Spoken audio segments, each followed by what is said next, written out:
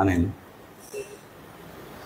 దానికి ప్రత్యుత్తరముగా శ్రీకృష్ణుడు ధర్మరాజుతో, రాజా, సమస్త పాపాలను నశింపజేసే ఈ ఏకాదశి వ్రత వర్ణనను సావధానంగా విను. పూర్వకాలంలో నారదుడు ఒకమారు ఇదే విషయాన్ని బ్రహ్మదేవుని అడుగుతూ ఆ రోజు ఆరాధింపవలసిన దైవమును గురించి, ఆ ఏకాదశి రోజు అనుసరింపవలసిన వివిధ విధిని గురించి ప్రశ్నించాడు అని అన్నాడు. అఖిల జగద్గురుడగు బ్రహ్మ అప్పుడు సమాధానం చెబుతూ, ఆషాఢ మాసం కృష్ణపక్షంలో వచ్చే ఏకాదశి పేరు కామిక ఏకాదశి. ఈ ఏకాదశి మహిమను వినడము ద్వారా మనిషి వాజపేయి యజ్ఞ నిర్వహణ ఫలాన్ని పొందగలుగుతాడు. ఆ మంగళమయమైన రోజు మనుజుడు శంకర చక్ర గదా పద్మధారి అయిన విష్ణువును ఆరాధించాలి. గంగా తీరము, కాశీ, నైమిషారణ్యము, పుష్కర వంటి తీర్థస్థానాలలో వసించి అక్కడ స్నానం చేయడం వలన కలిగే ఫలము ఆ రోజు కేవలము విష్ణు ఆరాధన చే లభిస్తుంది. సో మీరు ఇక్కడ ఒక విషయాన్ని గుర్తించాలా, గంగా తీరము, కాశీ, నైమిషారణ్యము, పుష్కర్. సో ఆ 4 ప్రదేశాల్లో మేము లేం కాబట్టి ఈరోజు స్నానం చేయం ప్రభు. సో మనం ఎంతో అదృష్టవంతులం. పక్కనున్నటువంటి గోదావరి మాత, ఆమె గంగ ఉద్భవించడానికి ముందే ఉద్భవించింది కాబట్టి గోదావరికి ఇంకొక నామధేయం ఏంటి అంటే వృద్ధ గంగా. వృద్ధ గంగా అంటే గంగామాత కన్నా ముందే ఉద్భవించిందంట. సో గోదావరి గోహత్యా పాతకం నుంచి విముక్తిని కలిగించడానికి ఆమె అవతరించింది కాబట్టి గోదావరి అని పేరు వచ్చింది. కాబట్టి ఆమె గంగే స్వయంగా.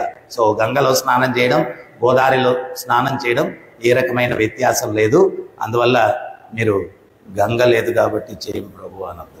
గోదావరిలో చేస్తే కూడా సేమ్ ఫలితం వస్తుంది. కేదార్నాథ్లో, కురుక్షేత్రంలో లేదా సూర్యగ్రహణం రోజు చేసే స్నానం వలనైన లభించనట్టి ఫలము ఆ రోజు శ్రీకృష్ణుని ఆరాధనము వలన తప్పక లభిస్తుంది. కనుక విష్ణు ఆరాధనతో ఈ కామిక ఏకాదశి వ్రతాన్ని నిష్ఠగా పాటించడము ప్రతి ఒక్కరి కర్తవ్యము అని అన్నాడు.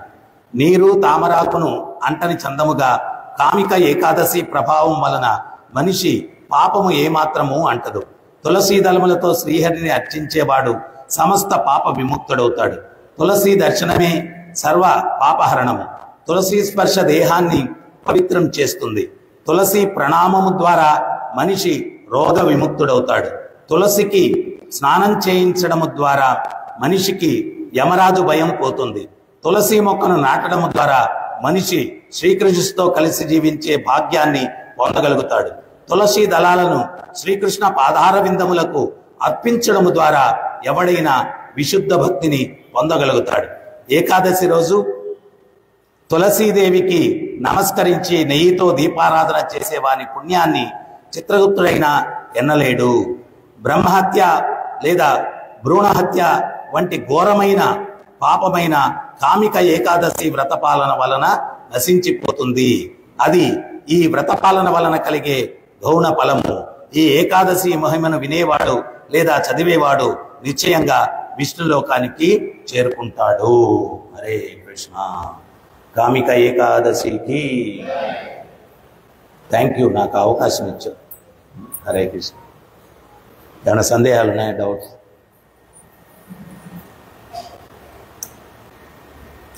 గ్రంథరాజ్ శ్రీమద్భాగవతం కి, జగద్గురు శీల ప్రభుపాద్ కి, రాధా గోపీనాథ్ కి, రాధా పార్థసారథి కి, రాధా కృష్ణచంద్ర కి, జగన్నాథ్ బలదేవ్ సుభద్రమాయ కి, గోవింద శ్రీనివాస్ కి, గౌర్నితాయ కి, हरिनाम संकीर्तन की निताय गौर प्रेमानंदे हरि हरि।